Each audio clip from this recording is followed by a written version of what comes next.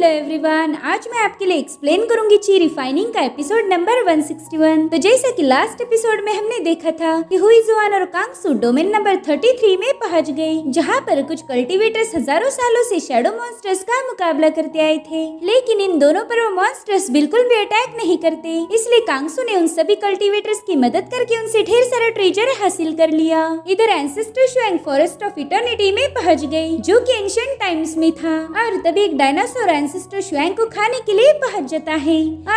अब हम देखते कि डोंगमी और लियो जुआन डोमेन नंबर 36 में आ चुके हैं। इस डोमेन को कुनवुटियान नाम से भी जाना जाता था। लियो जुआन अपनी थंडर की पावर को डीएक्टिवेट करते हुए कह रहा था कि हमने लगातार 100 गेम्स जीत लिए। वाकई मुझे तो काफी ज्यादा रिफ्रेशिंग फील हो रहा है। मुझे तो लगा था कि इस अरीना में हमें तगड़ा चैलेंज मिलेगा, लेकिन अभी तक तो हमने ही डोमिनेट किया। जिस पर डोंगमी हंसते हुए कह रहे थे कि इसका सारा क्रेडिट मुझे जाता है, मैंने ही अपनी खतरनाक पावर का यूज करके इन गेम्स को जीता है। अब वहाँ मौजूद कुछ कल्टीवेटर्स कहने लगते कि पता नहीं ये दोनों कहाँ से आ गई, इनकी कल्टीवेशन लेवल तो उतनी हाई नहीं लगती, मगर फिर भी इन्होंने हमारे इमॉर्टल एम्परर्स को कई बार खत्म कर दिया। उनकी बातें सुनकर लियो जुआन को हंसी आ रही थी, और तभी ये लोग देखते कि वहाँ पर 3 इमॉर्टल एम्परर्स दोबारा से जिंदा होकर वापिस आ चुके हैं। वो डोंगमी और लियो जुआन पर काफी ज्यादा भड़के हुए थे। उनमें से एक इमॉर्टल कहता है कि भले ही मुझे 1000 बार मरना ही क्यों न पड़े, लेकिन मैं इन दोनों को खत्म कर दूंगा। ये दोनों इतने घमंडी हैं कि हमें इन्हें सबक सिखाना ही होगा। अभी तीनों भी लियो जुआन और डोंगमी पर हमला करने के लिए आगे बढ़ते हैं, लेकिन तभी उन तीनों पर ही थंडर से जबरदस्त अटैक हो गया। उस थंडर पावर ने पूरे अरीना को ही कवर कर लिया था।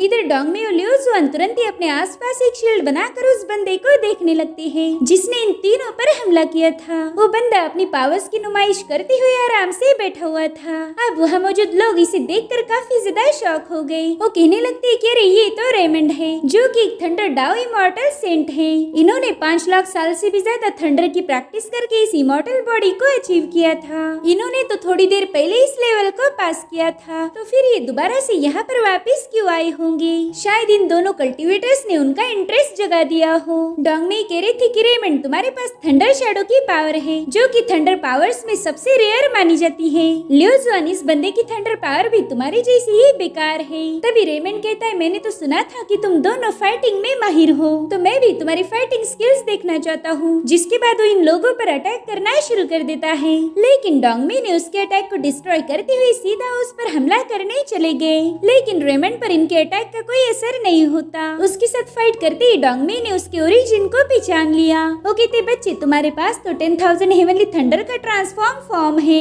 इसका मतलब ये था कि हेवनली थंडर की ही एक कैटेगरी है। अब रेमंड ने भी डोंगमी पर हमला किया था, जिसे वो अपने गोल्डन दस्ताने का यूज करके डिस्ट्रॉय कर देते हैं। रेमंड कह रहा था कि तुम्हारे ग्लव्स तो काफी ज्यादा इंटरेस्टिंग है, वो लाइटनिंग की पावर से तुम्हें प्रोटेक्ट करते हैं, लेकिन मैं भी ये देखना चाहता हूँ कि तुम्हारे दस्ताने कब तक मेरी थंडर पावर को रोक पाएंगे। अब वो डोंगमी पर अपनी शैडो थंडर से लगातार हमला कर रहा था। ये देखकर लियो जुआन ने भी अपनी थंडर पावर एक्टिवेट कर दी। वो भी रेमंड के अटैक को काउंटर करने लगता है, और इधर रेमंड लियो जुआन की थंडर पावर से काफी ज्यादा इम्प्रेस हो गया। वो कहता है कि तुम्हारे पास कोई ऐसी वैसी नहीं बल्कि गॉड ऑफ थंडर की पावर है, मगर अफसोस तुम्हारे थंडर में वो बात नहीं जो मुझे हरा पाए। जिसके बाद लियो जुआन और डोंगमी को पीछे पुश कर देता है। जिसके बाद रेमंड हंसते हुए कह रहा था कि चाहे तुम कितने भी अजीब क्यों ना हो, तुम मुझे यानी कि थंडर डाउ इमॉर्टल सेंट को हरा नहीं पाओगे। दरअसल इस बंदे ने डोंगमी और लियो जुआन को काफी हल्के में लिया था। इधर डोंगमी लियो जुआन को बताती है कि इमॉर्टल्स अपनी इच्छा से मरते हैं और दोबारा से रिजरेक्ट होते हैं, और अब हम भी इनके साथ फंस चुके हैं। पता नहीं हम इस बंदे के साथ कैसे डील करेंगे। ये सुनकर लियो जुआन हंसते हुए कह रहा था कि डोंगमी अब ये मत कहना कि तुम्हें इस बंदे से डर लग रहा है।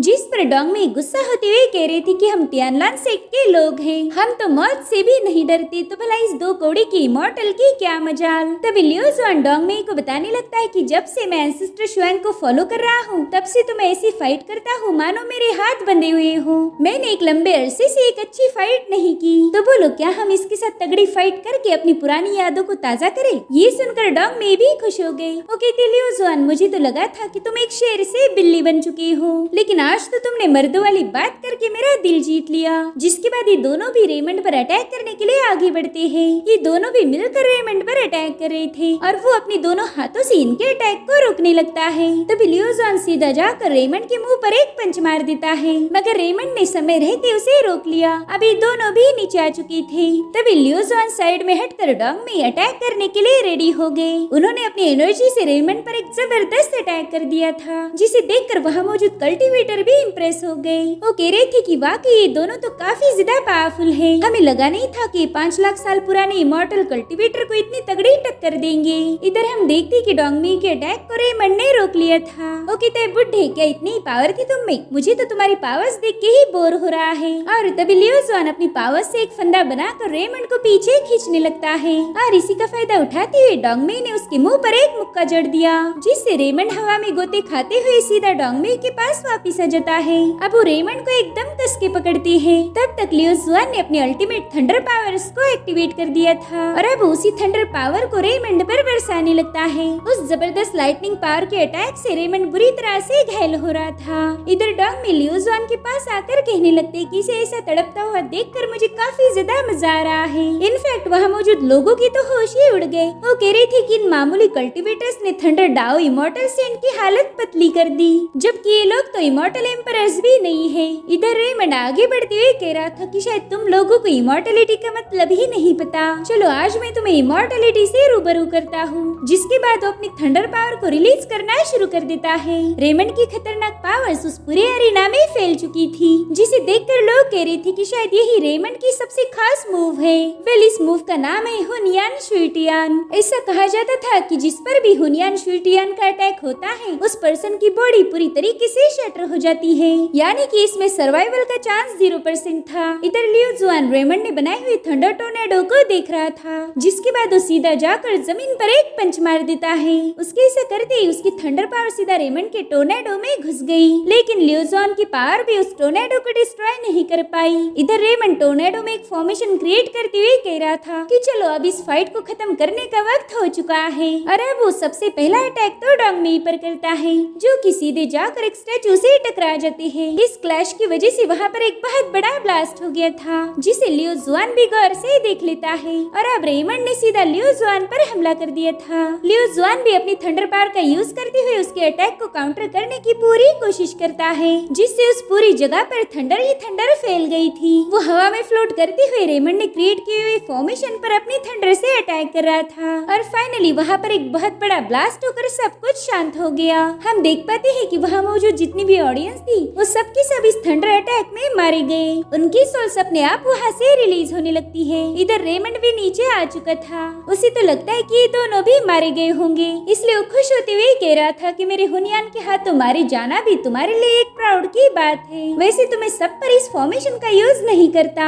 और तभी उसे डोंगमी की आवाज आती है। वो तो डोंगमी को सही सलामत देखकर काफी ज्यादा शॉक था। डोंगमी कहते बच्चे, तुम्हें ज्यादा खुशियाँ मनाने की जरूरत नहीं, क्योंकि हम अभी भी जिंदा हैं। और सच बताओ तो तुम्हारा फॉर्मेशन बेकार था, मैं तो जरा भी इम्प्रेस नहीं हुआ। जिसके बाद डोंगमी अपनी स्टैचू वाली बॉडी से दोबारा से नॉर्मल फॉर्म में आ जाती है। वो कहते हैं कि मुझे मेरे एंसेस्टर ने बहुत ही स्पेशल ट्रेजर दिया था, जिसका यूज करके हम किसी भी खतरनाक अटैक से बच सकते हैं। और अब रेमंड को एक और झटका लग गया। लियो जुआन नीचे आते हुए कह रहा था कि मेरे दोस्त, तुम्हारा बहुत बहुत शुक्रिया, तुम्हारी वजह से मैं अपनी बॉडी में थंडर पावर को एक्टिवेट कर पाया। जिस पर रेमंड कह रहा था कि भले ही तुम्हारे अंदर कोई भी पावर एक्टिवेट क्यों ना हो, लेकिन फिर भी तुम मुझे मार नहीं पाओगी। ये कहकर तो उसने सीधा लियो जुआन को उकसा दिया था। इसीलिए लियो जुआन अपनी जबरदस्त पावर को एक्टिवेट करते हुए रेमंड पर बस एक ही अटैक कर देता है, मगर हमें लगता है कि रेमंड तो एकदम शांत खड़ा है, उस पर कोई असर नहीं हुआ। इनफैक्ट रेमंड को भी ऐसा ही लग रहा था। वो तो लियो जुआन को देखकर स्माइल करने लगता है, लेकिन थोड़ी देर में उसकी पूरी बॉडी डिस्ट्रॉय होने लगी। वो लियो जुआन से कह रहा था कि ये कैसे पॉसिबल हुआ, तुम कभी मुझे मार नहीं सकते। जिस पर लियो जुआन ने उसे एक करारा जवाब दिया। वो कह रहा था कि तुम थंडर से बने हो और मैं तो खुद ही एक थंडर हूँ। जिसके बाद उसने एक ही झटके में रेमंड को डिस्ट्रॉय कर दिया, जिससे वहाँ पर थंडर का एक पावरफुल ब्लास्ट हो गया। अब थोड़ी देर में वो मरे हुए लोग दोबारा से रिजरेक्ट होकर वापस आ गए। वो कहते हैं कि हमारे वापस आने तक तो दोनों बेवकूफ मर चुके होंगे, लेकिन उनकी बातें सुनकर डोंगमी जोर जोर से हंसने लगते हैं। वो लियो जुआन से कह रहे थे कि मेरे दोस्त, मुझे तो इस फाइट में काफी ज्यादा मजा आ गया। इधर लियो जुआन भी स्माइल कर रहा था। अब वो कहते हैं चलो जिसमें भी दम है वो हमारा मुकाबला करो। और अब सीन शिफ्ट होकर हम एंसेस्टर शुआंग को देखते हैं, जो कि फॉरेस्ट ऑफ इटर्निटी में उस डायनासोर के सामने खड़े थे। वो डायनासोर अपने पावरफुल फ्लोरा रिलीज करते हुए अपना गुस्सा जाहिर कर रहा था। मगर हैरत की बात ये थी कि वो डायनासोर चाहकर भी शुआंग को निगल नहीं पा रहा था। वो डायनासोर तो एंसेस्टर शुआंग पर चिल्ला चिल्ला के ही परेशान हो गया। दरअसल उस डायनासोर की पूंछ को एक बंदे ने पकड़ा हुआ था और यही वजह थी कि वो किसी पर भी हमला नहीं कर पा रहा। और अब वो बंदा अपनी पूरी ताकत लगाते हुए इस डायनासोर को उठाकर गोल गोल घुमाने लगता है और अब उसने ऐसे ही गोल गोल घुमाते हुए उसे पटक दिया। दरअसल ये बंदा इन ट्राइबल लोगों का लीडर था। वो कहता है कि आज के डिनर में ये डायनासोर ही पकेगा,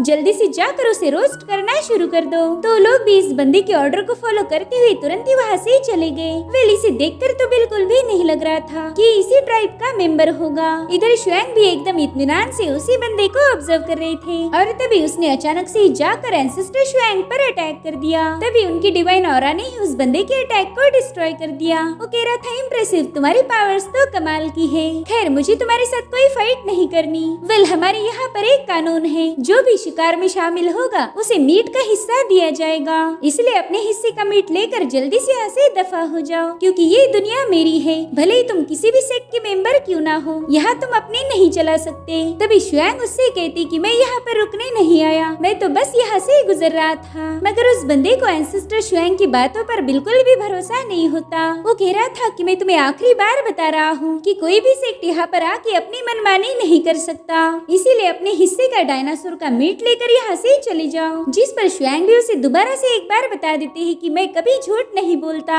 अभी दोनों भी कुछ देर तक एक दूसरे को ऐसे ही घूर रहे थे और फाइनली वो बंदा कहता है कि ठीक है, इस बार मैंने तुम्हारी बात पर भरोसा कर लिया, वैसे तो मैं कभी किसी पर ट्रस्ट नहीं करता। और तभी उसके बंदे वहाँ पर पहुँच गए। वो बंदा देखता है कि वो लोग डायनासोर का पाव लेके उसके पास पहुँच चुके हैं। वो कहते हैं बॉस देखिए, हमने आपके लिए डिनर तैयार कर लिया। लेकिन उनका बॉस तो उन पर चिल्ला रहा था। वो कहता है कि मैंने तुम्हें 1000 बार बताया है कि हम कच्चा खाना नहीं खाएंगे, हमें इसे हर बार पकाना होगा, लेकिन तुम हो कि मेरी एक नहीं सुनते। खैर छोड़ो, मुझे नहीं लगता कि तुम इसे पका पाओगे। क्या यार, हर बार मुझे ही काम करना पड़ता है। जिसके बाद वो एंसेस्टर शुआंग से कह रहा था कि छोटे भाई क्यों ना तुम भी हमारे साथ ज्वाइन करो, हम दोनों मिलकर डिनर करेंगे। इसलिए एंसेस्टर शुआंग ने भी उसका इनविटेशन एक्सेप्ट कर लिया। एंसेस्टर दिल में ही कह रही थी कि टाइम एंड स्पेस को सेपरेट करके कट करना, यही तो मेरे मास्टर की भी टेक्निक थी, जिसे स्काई स्लैशिंग या फिर 10,000 डाउ पिकिंग टेक्निक के नाम से भी जाना जाता है। और मेरे ख्याल से इसी स्पेशल टेक्निक का यूज करके इस दुनिया को क्रिएट किया गया। इनफैक्ट 10,000 डाउ पिकिंग टेक्निक ही इस दुनिया का ओरिजिन है। जिसके बाद एंसेस्टर भी उन लोगों के पीछे जाने लगते हैं। एंड इसी के साथ एपिसोड यहीं पर एंड हो जाता है। Thank you so much for watching, bye bye.